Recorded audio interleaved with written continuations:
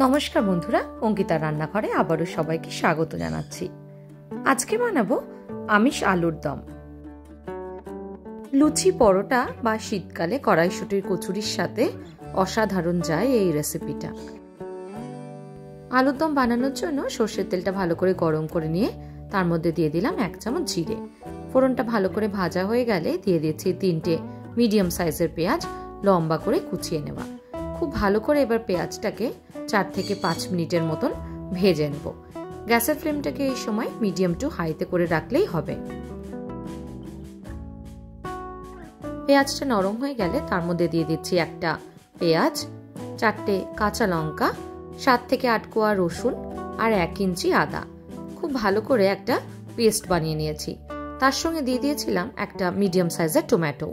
খুব ভালো করে এবার মশলাটাকে কষাবো যতক্ষণ না এর থেকে তেল ছেড়ে আসছে।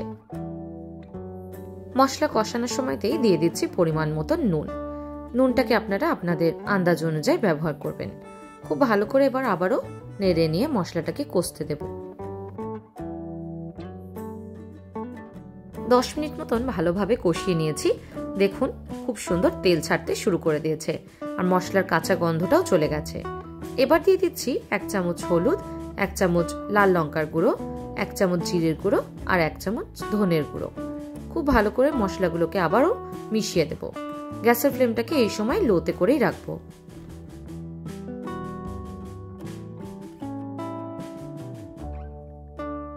আরো 3 থেকে 4 মিনিটের জন্য এই মশলাগুলোকেও ভালো করে কষতে দেব। এই সময়তেই দিয়ে দিচ্ছি মটরশুঁটি।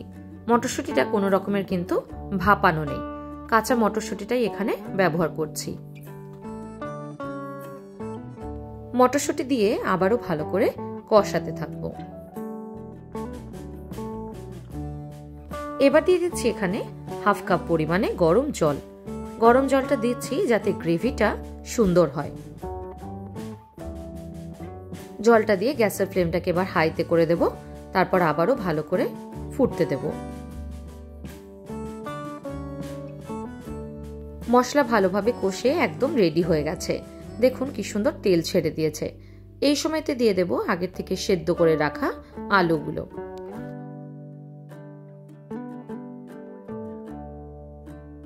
সমস্ত আলুটাকে দিয়ে খুব ভালো করে এবার মশলার সাথে মেশাতে থাকবো।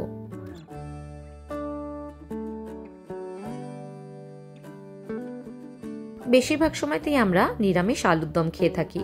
এইভাবে একবার পেঁয়াজ, আদা, রসুন দিয়ে আমিষ আলুর দম বানিয়ে দেখবেন।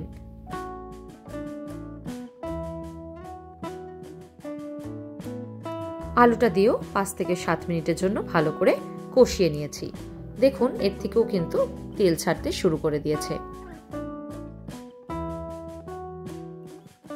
এবার এখানে দিয়ে দিচ্ছি আরো হাফ কাপ পরিমাণে গরম জল। এই আলুদমটা খুব বেশি গামাখা হবে না, আবার খুব বেশি ঝোলও হবে না। ভালো করে এবার ফুটতে দেব যতক্ষণ না সুন্দর জলটা শুকিয়ে আসছে। আলুর দম একদম তৈরি হয়ে গেছে। আজকের মতন এইটুকুই। আবার দেখা হবে অন্য কোনো দিন অন্য কোনো রেসিপি নিয়ে। ধন্যবাদ।